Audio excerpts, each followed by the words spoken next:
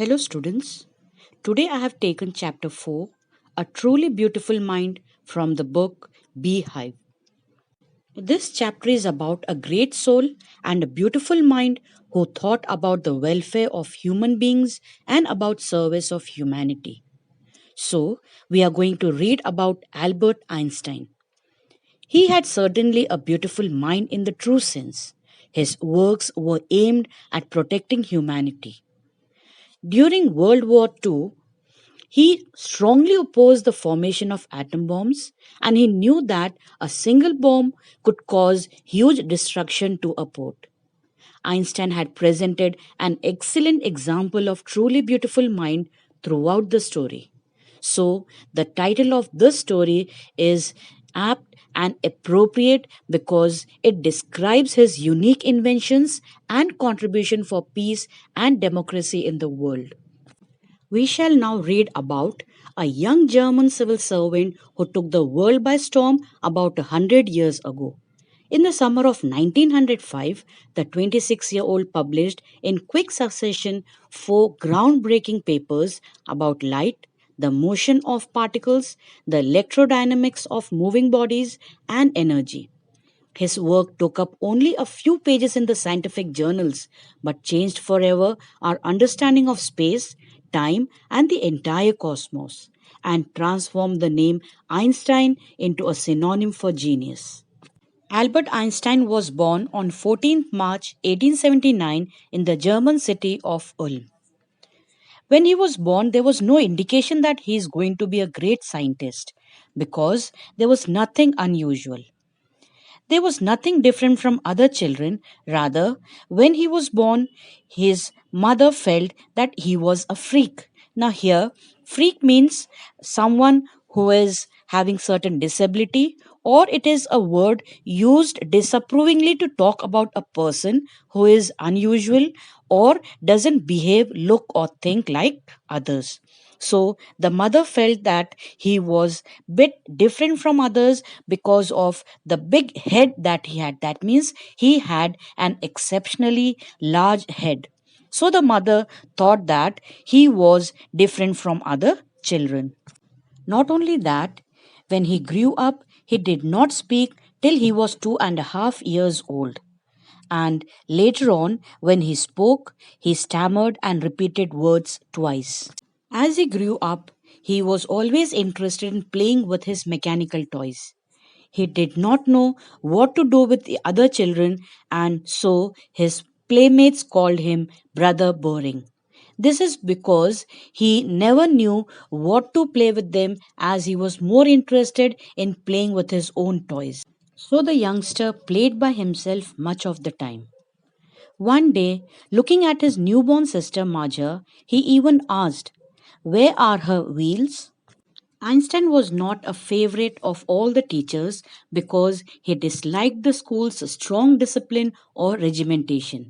He felt that the children should be left to work on their own. He argued with his teachers, and so one day the school headmaster told his father that he would never succeed in any of the profession that he chose in his life. That was a big statement given by the headmaster.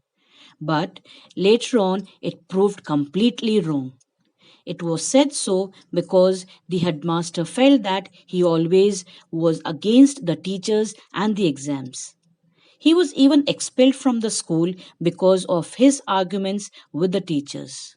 At the age of 15, he felt so stifled there that he left the school and thought of joining his parents who had just moved the previous year to Milan.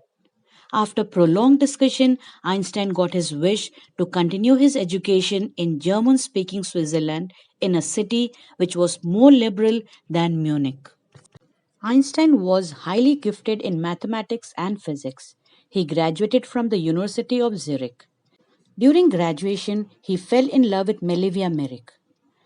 She was from Siberia who had come to Switzerland because the University of Zurich was quite liberal towards women education.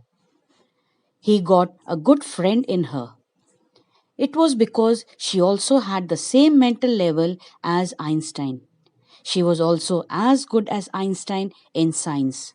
So they fell in love. Then, in 1900, at the age of 21, Albert Einstein was a university graduate and unemployed.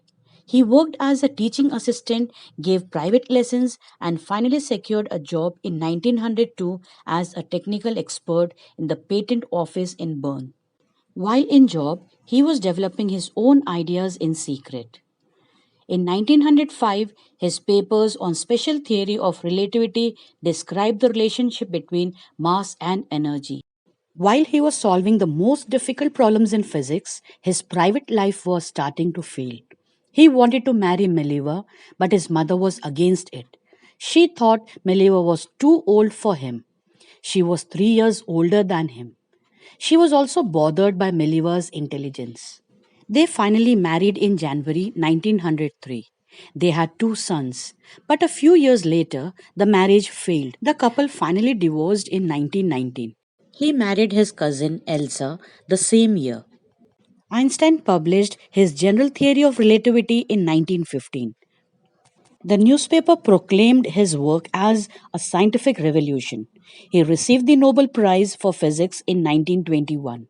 He also received honors and invitations from all over the world after that. In 1933, when the Nazis gained control over Germany, Einstein immigrated to the United States of America.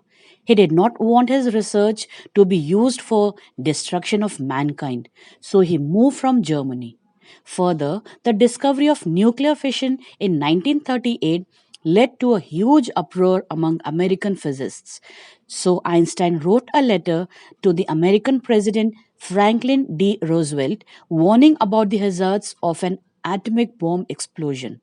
However, in 1945, America developed the atomic bomb secretly and threw those bombs on Hiroshima and Nagasaki that caused him acute mental agony.